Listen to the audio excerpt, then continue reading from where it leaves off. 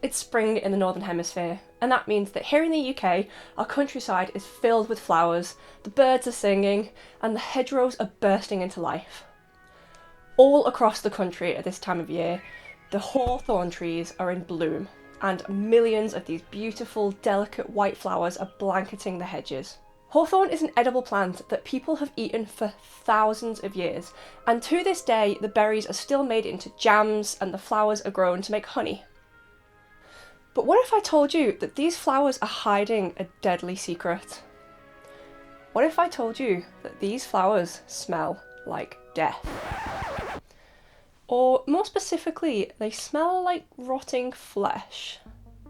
That's because these plants contain small amounts of a chemical called TMA, trimethylamine, and it's the exact same chemical that's found in rotting fish and meat. The idea is that the smell will help attract flies, which then in turn will help pollinate the flowers. Now, as the name suggests, trimethylamine is basically ammonia with 3 methyl groups attached instead of hydrogen atoms. Now, if trimethylamine sounds vaguely familiar to you, it's because it has a younger brother with only 1 methyl group attached called monomethylamine. Or, as they call it in Breaking Bad, methylamine. Hey, try rolling it, morons. It's a barrel.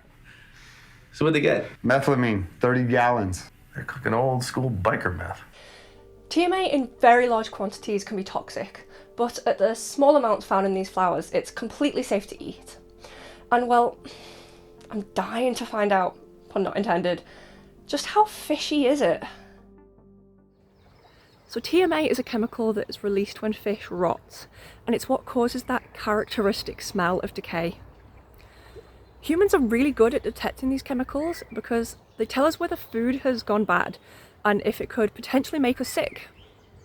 So I'm really curious just how strong of a flavour I'll actually be able to detect in these flowers. So here goes.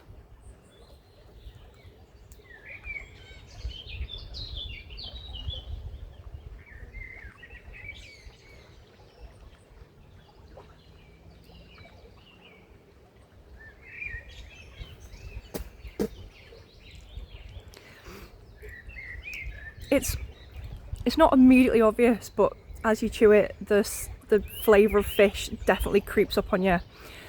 It's more like a kind of background that kind of gets louder and louder. Yeah, I can definitely taste it. And it's definitely fishy. And it's definitely not good. So, there you go. I tried it so you don't have to. So what's so important about this strange, smelly chemical? Well, let me tell you about 2 surprising ways that TMA influences our lives. The first way takes us to the oceans. TMA and other methylated amines are a key part of the organic matter in the oceans. Lots of marine plants, animals, and algae contain TMA and similar compounds. Eventually, all that organic matter will kind of sink to the seafloor, and it forms this sandy, muddy mixture known as ocean sediment. If you've ever been on a beach when the tide is really far out, then you were standing on ocean sediment. So the organic matter with all this TMA gathers on the seafloor. But what then happens when that TMA starts breaking down? Well, a group of microbes known as methanogens turn it into methane, or what we know as natural gas. Depending on how much oxygen is available in the sediment, the microbes breaking down TMA can produce up to 90% of the methane that's trapped within the sediment. It's likely much lower than that though, on average. We know how TMA is actually converted to methane because it's been well studied in, surprisingly, the stomachs of cows, and it's thought that a very similar mechanism will occur in the ocean sediment, but the scientists aren't actually entirely sure yet. When methane is released into the atmosphere, it's about 30 times more potent of a greenhouse gas than carbon dioxide over a 100-year period. And so one of the things that scientists have been studying is what happens when big fishing vessels trawl nets along the seabed and disturb all that sediment. Researchers found that trawling increases the level of methane in the nearby water to 3 times the normal level, as well as disturbing the delicate balance of other chemicals. But it remains to be seen what impacts this will have long term. So moving on to the second way that TMA impacts our lives. TMA is present in loads of foods that we like to eat, like meat, fish, and eggs, And these foods also contain many of the chemical precursors to TMA, such as things like carnitine and choline. And when we ingest those compounds, they're usually converted by an enzyme in our liver to a chemical called TMAO, which is completely odourless, and then it's removed via the kidneys. But up to 1 in every 200,000 people have a rare genetic disorder called trimethylaminiuria, TMAU, also known as fish odour syndrome. And this is where the enzyme that usually converts TMA to TMAO is missing. And that means that the fishy smelling TMA builds up in the bloodstream and it's released in their breath, their sweat, and it makes them smell like rotting fish. Fortunately, the condition isn't life-threatening in any way, but unfortunately, this means that very little research has been done to help cure the disease. At the moment, people can only really treat the disease by avoiding foods with TMA or their precursors, or by washing with special soaps. However, you remember when we talked before about methanogens in the ocean sediment that can break down TMA?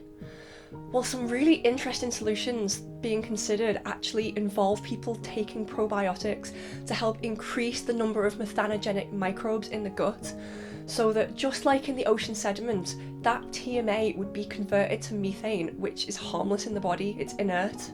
Now, this hasn't been tested in humans yet, and it's not yet clear if this treatment could make people more susceptible to other diseases, like coronary heart disease. But it's definitely a step in the right direction, and the idea has already been patented. So I've barely scratched the surface of this molecule and of methylated amines in general, and new discoveries are happening all the time on how they affect heart diseases, how they affect the climate, or how they affect other species. Personally, what I find so interesting about this topic is that it shows how something as overlooked and commonplace as the hawthorn flower can lead you to some really interesting discoveries if you just pay a little bit closer attention. Maybe the next time you stop to smell the flowers, you can spare a thought for the amazing complexity of the chemicals that are hiding in plain sight. Stay curious, and I'll see you next time.